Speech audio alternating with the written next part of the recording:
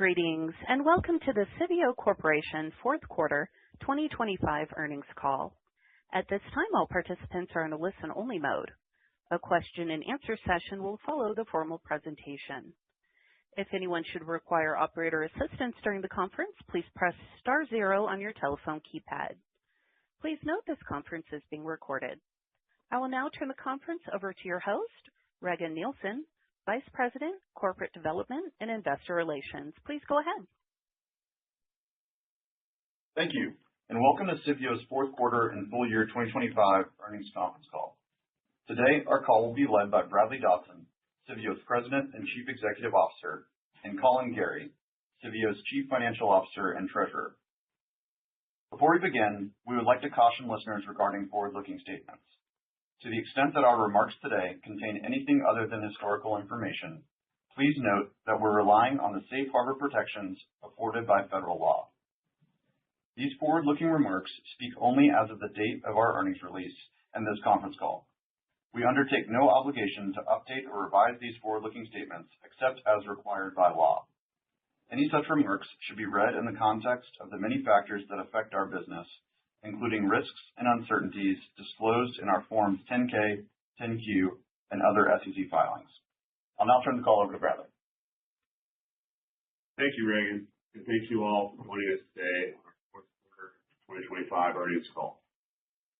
I'll start with a few key takeaways for the quarter and the year, and then summarize our consolidated and regional performance. For that, Collin will provide further financial and segment-level detail, and I'll conclude our prepared remarks with our initial guidance for 2026, along with the qualitative outlook by region. We'll then open the call up for questions. Here are the four key takeaways for the call today. One, significant progress on our share repurchase authorization, including repurchasing 17% of our common stock during 2025 alone, and subsequent to year-end, we have repurchased an incremental approximately 500,000 shares, resulting in reaching 95% completion of our current buyback authorization. Two, strong performance in Australia, driven by growth in our integrated services business and the contribution from our May 2025 Village acquisition. Third key point, meaningful margin recovery in Canada as our cost reduction initiatives continue to bear fruit. And lastly, the fourth key point, we are entering 2026 with an improved cost structure and balance sheet strength, positioning Civeo to capitalize on anticipated North American infrastructure development opportunities. Moving on to the content, I'll start with capital allocation. During 2025, we repurchased 2.3 million common shares for approximately $54 million, representing 17% of our common shares outstanding at last year-end, and significant progress towards completing our authorization to repurchase 20% of our outstanding shares. Subsequent to year-end, we repurchased another 500,000 shares, resulting in 95% completion of our current buyback authorization. As a reminder, our current capital allocation policy, announced last April, phase one included a 20% repurchase authorization, which is now substantially complete. Today, we also announced a new authorization to purchase up to 10% of our outstanding shares, which will become effective upon the completion of our existing authorization. As of December 31st, 2025, our net leverage ratio was 1.9 times, and we're comfortable with that. We remain committed to completing our current buyback authorization as soon as practicable. Turning now to the operational results for the quarter and the full year. Overall, the fourth quarter and full year results reflect disciplined execution in a challenging macroeconomic environment. On a consolidated basis, Civeo's fourth quarter 2025 revenues were up 7% year-over-year, with adjusted EBITDA up 90%. It's a testament to our cost reduction efforts in Canada and the successful integration of our May 2025 Australian acquisition. Moving to the segments. In Australia, we delivered record annual revenues in 2025 of $460 million, reflecting growth in our integrated services business and the contribution from our May 2025 acquisition in the Bowen Basin. Revenue and adjusted EBITDA in Australia for the fourth quarter increased 9% year-over-year, driven primarily by the additional acquired villages and growth in our integrated services. Importantly, our integrated services business in Australia continues to scale and remains on track towards our goal of 500 million Australian dollars in annual revenue by 2027. In Canada, while overall lodge occupancy remained under pressure from customer spending discipline in the oil sands, cost reduction initiatives undertaken in late 2024 and early 2025 drove substantial margin improvement. In the fourth quarter, Canadian revenues increased 4% year-over-year, while adjusted EBITDA improved from negative $5.4 million in the fourth quarter of 2024 to positive $3.4 million in the fourth quarter of 2025. This performance reflects the structural cost actions we implemented last year. Overall, we believe that we are executing on our strategic priorities in each region. Our Australian business continues to generate strong cash flow, supported by integrated services growth and expanded village footprint. And our Canadian business is demonstrating improved profitability at current activity levels while positioned for anticipated demand from North American infrastructure projects. With that, I'll turn the call over to Colin. Thank you, Bradley, and thank you all for joining us this morning. Turning to the income statement, we reported total revenues in the fourth quarter of 2025 of $161.6 million, compared to $151 million in the fourth quarter of 2024, an increase of 7%. The year-over-year increase in revenues was primarily driven by higher activity in Australia, including contributions from the May 2025 acquisition and growth in our integrated services business. Net loss for the fourth quarter of 2025 was $6.5 million, or 56 cents per diluted share, compared to a net loss of $15.1 million, or $1.10 per diluted share in the fourth quarter of 2024. During the fourth quarter, Civeo generated adjusted EBITDA of $21.7 million, compared to $11.4 million in the fourth quarter of 2024, an increase of 90%. This increase in adjusted EBITDA was primarily driven by significant margin improvement in Canada, resulting from the structural cost actions implemented earlier in 2025, as well as contributions from the Australian acquisition and continued integrated services growth. Operating cash flow in the fourth quarter of 2025 was $19.3 million, compared to $9.5 million in the prior year quarter.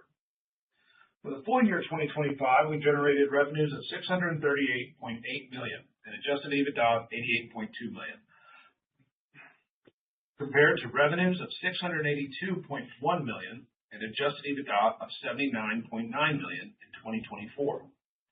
The year-over-year revenue decline was primarily driven by lower activity levels in Canada, partially offset by Australian growth, including the contribution from the Bowen Basin acquisition. Despite the revenue decline, the adjusted EBITDA increase of 10% is primarily driven by the cost reduction initiatives in Canada. Turning to our segments, I want to first point out the change. Prior to the fourth quarter of 2025, corporate SG&A included corporate IT expenses managed on a worldwide basis that were not allocated to individual segments in Australia and Canada. To better align segment results to the profitability measure used by management, these SG&A costs are now allocated to Australia and Canada, beginning with the fourth quarter and year ended December 31st, 2025. For any prior period results discussed on this call, we have adjusted financial figures to conform to the updated 2025 presentation.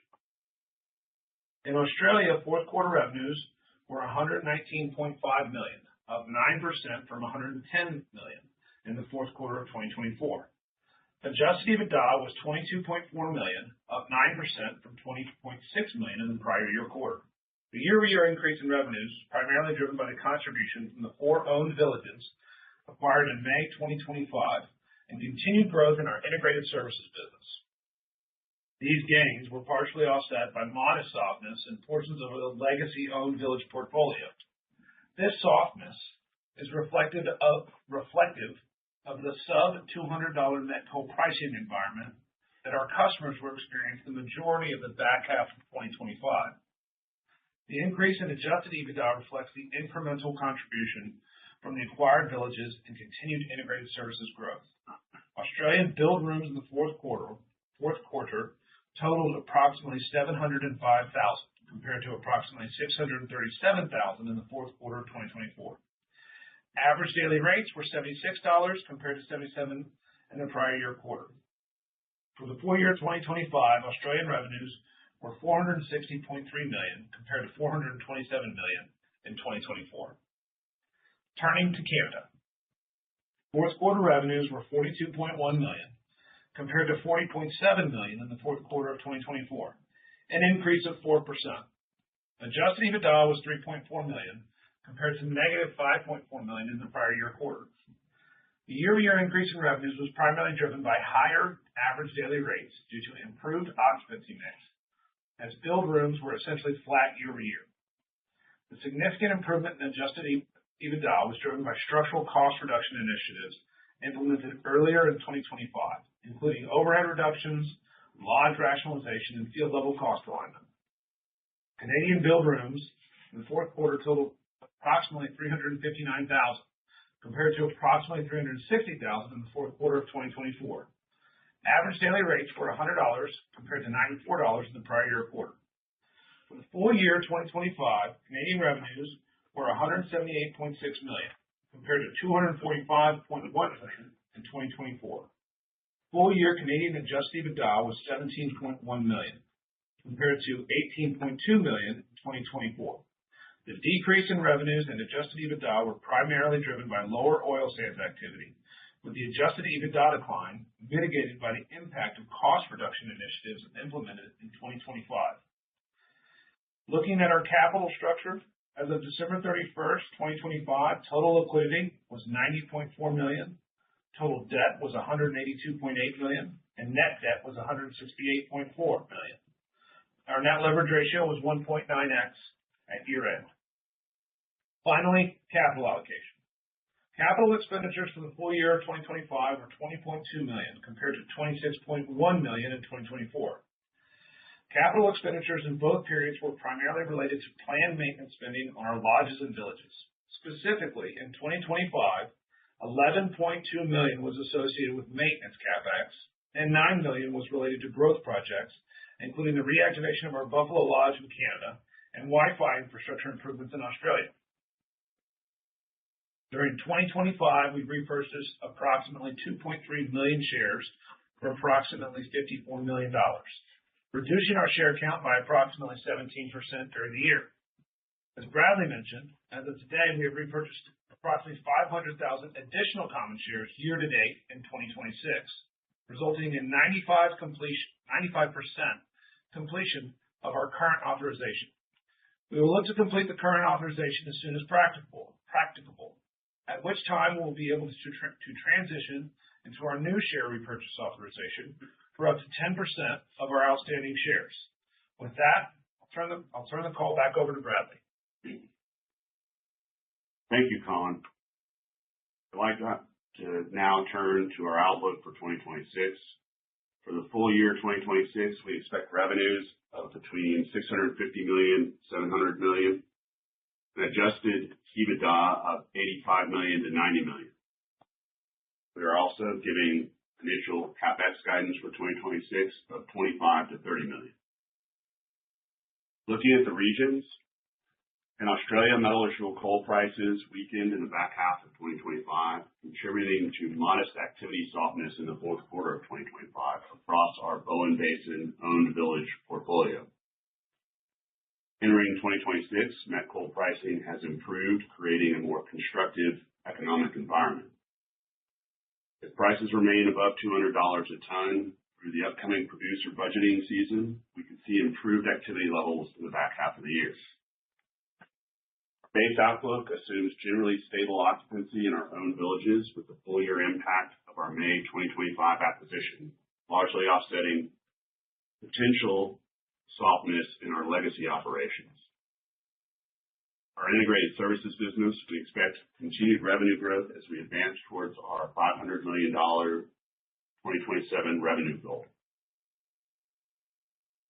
In Canada, we expect oil sands activities to remain stable, but at subdued levels by historical standards, consistent with the spending discipline demonstrated by our customers throughout 2025. But importantly, we enter 2026 with a structurally lower cost base. Excuse me. Let me back up and say the key investor themes to watch for Civeo in 2026 are: one, continued strong results in Australian business with occupancy upside in our own villages. Met coal sentiment continues to improve in organic growth, and we continue organic growth in our integrated services business. Two, in Canada, continued stabilization and occupancy in our oil sands lodges with upside from asset deployment from North American infrastructure construction, data centers in the U.S., and LNG and power-related infrastructure in Canada. And lastly, continued return of capital to shareholders through the buyback authorization. We believe 2026 will be a year focused on positioning the company to capitalize on anticipated infrastructure development in Canada and accelerating data center construction activity. While we do not expect these projects to materially impact 2026 results, we believe we are well positioned to support this demand as it develops. Overall, we expect 2026 to reflect continued solid performance from Australia, stable conditions in Canada, and meaningful progress positioning the business for potential infrastructure development growth beginning in 2027 and beyond. We will now open the call for questions. Thank you. We will now be conducting a question and answer session. If you would like to ask a question, please press star one on your telephone keypad. A confirmation tone will indicate your line is in the question queue. You may press star two if you would like to remove your question from the queue. For participants using speaker equipment, it may be necessary to pick up your handset before pressing the star keys. And our first question will come from Stephen Gengaro with Stifel. Thanks. Good morning, everybody. Morning, Stephen. A couple of things from me. The first, on the Canadian cost-cutting side, did you see the full impact of that in the back half of 25, or is there more that'll show up in the margins in 26? We saw most of it. There'll be some continued full year impact in the first half on a comparison basis in the first half of 2026. But the vast majority of it we had done by June 30th last year. So, yeah. Thanks. And then on the asset deployment potential for the assets that are available in Canada and potentially in the U.S. market, can you talk a little bit about, I guess, two parts to the question? One is the types of conversations that are ongoing, and B, like, when a decision's made, how long would it take to get assets deployed and start generating revenue and profits? The status of the conversations are that we're providing detailed bidding proposals both in Canada and in the U.S. In Canada, they're largely related to pipeline, LNG infrastructure, things like PRGT, Silicens, CGL Phase 2, LNGC Phase 2, and also Alaska LNG. And then in the U.S., it's all about data centers.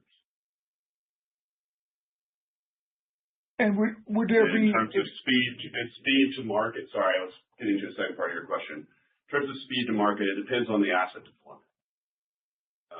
If the asset deployment is from our mobile camp fleet, we can begin to have rooms up and running within 3 to 4 months on the first phase, and then phase in rooms over time. So we could have first meals within 3 to 4 months. If we're moving multi-story, I would say that's 9 to 12 months to get the first meal. From getting the authorization to mobilize, which includes a signed contract. Great. No, that's helpful. And just one final one, since you gave some of the CapEx levels and the EBITDA guide for 2026. Any big other moving pieces from a working capital perspective we should be thinking about when we're trying to calibrate free cash flow? I think I would say working capital is a plus or a minus. I think the one thing in looking at free cash flow you have to remember is we have $20 million US of cash taxes to assume. We've got about $10 million of interest expense. So that should get you there, and then working capital should be plus or minus off of that. Great. Thank you. Our next question comes from Steve Ferazani with Sidoti & Company.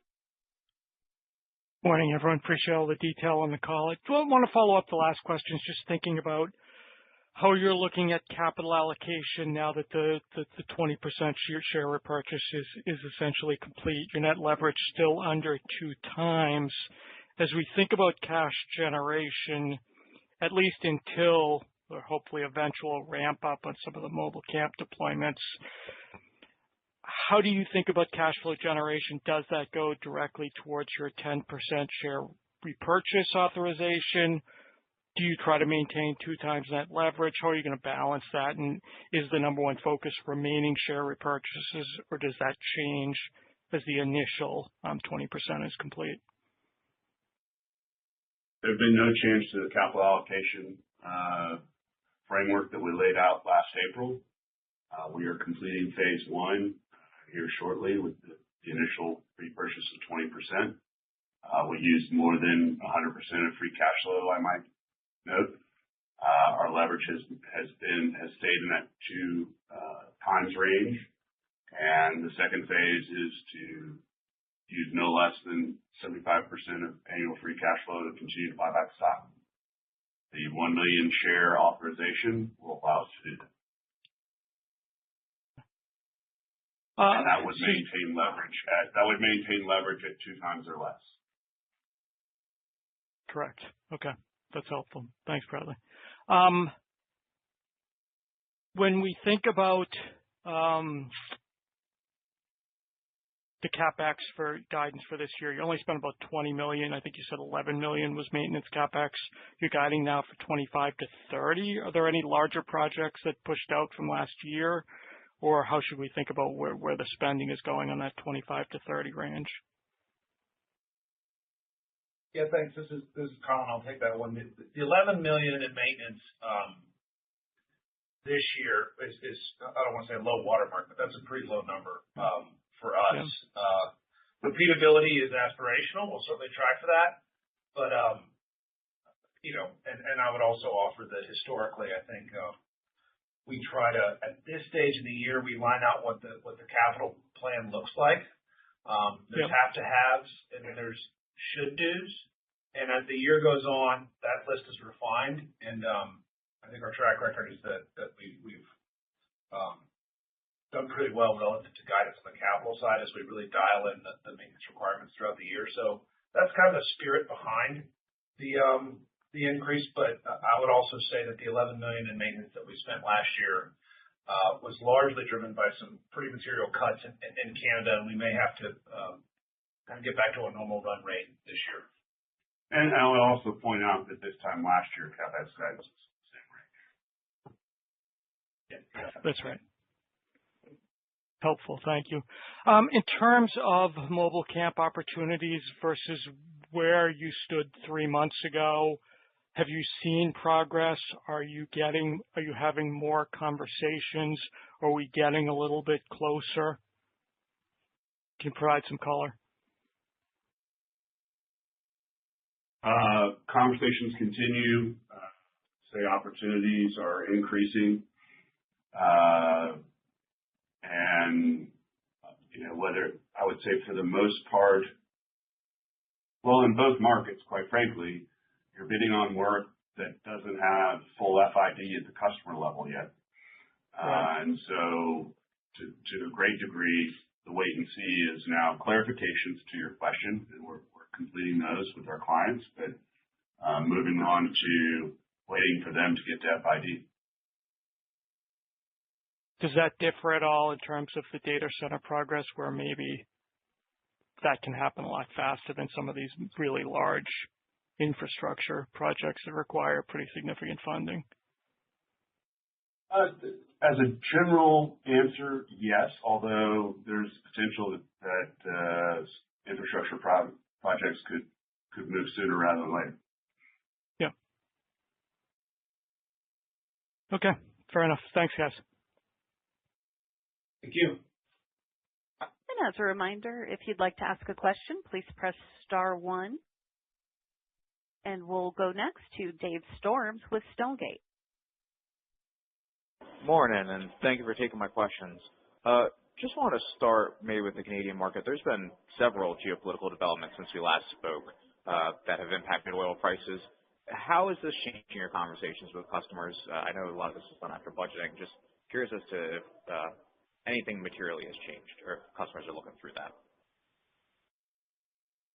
I think it's too soon for customers to be making any material decisions based on the movement of oil. I don't expect them to do anything. It's certainly Canada as an oil producer, certainly interesting in times of geopolitical uncertainty, given the security of that resource. So if it is maintained over a longer period of time, it could be positive, but in the short term, I don't expect any material changes. Understood. Thank you. And sticking with Canada, you signed that contract in Ontario. Is this a playbook for more to come, or was this an opportunistic one-time contract? How would you characterize that? Very pleased with the win in Ontario. It's our first work over there. It's on the integrated services side, so adding a new geography, increasing the integrated services contributions in Canada or North America as a whole. And yes, we would like to build off of it. Excited by the first win, excited what we can do with that opportunity, and looking forward to expanding further. Understood. Thank you. And then just one more for me. It sounds like you could be picking up some momentum through 2026, especially if met coal stays above that 200 level, cost cutting continues. Should we expect a similar seasonal trend as usual, or would you expect to see maybe a little bit more of a quarter-over-quarter, maybe not quite quarter-over-quarter, but a ramp going into 2027?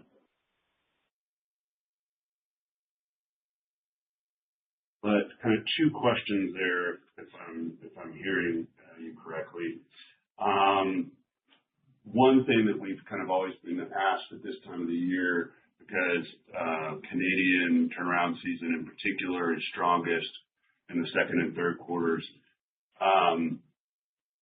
We typically had 60 to 65% of our annual EBITDA in the middle half, if you will, the second and third quarters. I think that'll be slightly more muted. Second and third quarters will still generate the majority of the cash flow as opposed to the first and the fourth, but I don't believe it'll be as strong. So a more smooth EBITDA progression throughout the year.